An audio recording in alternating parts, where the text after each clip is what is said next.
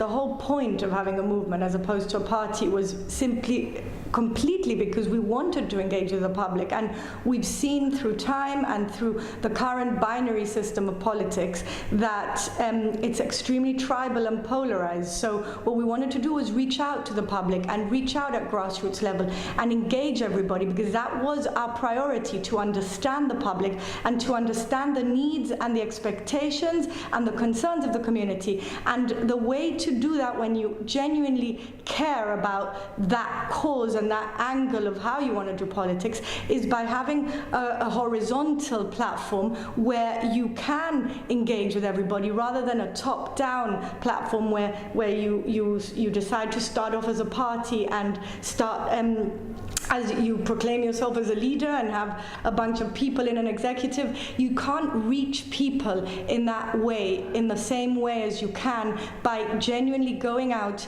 as a civil society platform that wants to understand the needs of this community. Based on our experiences, I mean, over social media, we have sessions on Wednesday where anybody can drop into the headquarters. We did see that there is a strong demand for us to entertain these conversations, open the floor up such that educators can talk to students and we can talk about the policies, because if we don't talk about these things, then we're subject to the policies and nothing can actually change. If you genuinely want growth in the right way, especially in a matter of education, which is so vital for children, I would, my vision personally, would be to turn the education portfolio into more of an agency type thing, where you set the budget and you throw it out to specialists and people in the trade, and the decisions are made just that little bit more remotely than at ministerial level the whole time, which is what happens in many other countries. But here,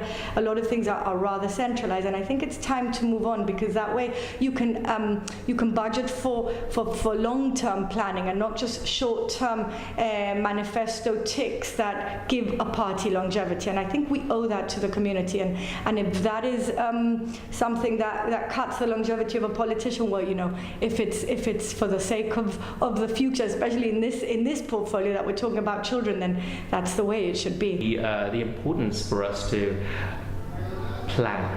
apply a degree of foresight. I think one of the subjects of conversation was that of education and gearing up our youth to be the future workforce of Gibraltar. The example that was used was that of gaming companies. We knew for a fact that gaming companies had moved to Gibraltar years ago, yet we see an underinvestment when it comes to our training in ICT or computing now. I think there was an example used that we don't have a teacher in computing, hence we can't offer that as a subject. You're a long-term planner, your heart is in long-term planning. Surely you must know by now if you'll be presenting yourself as a party at the next election, and surely you've already got a number of names in that lineup. I have plans for Gibraltar, but I don't have plans for Marlene. And if Gibraltar shows that it wants a different style truly, we will be there.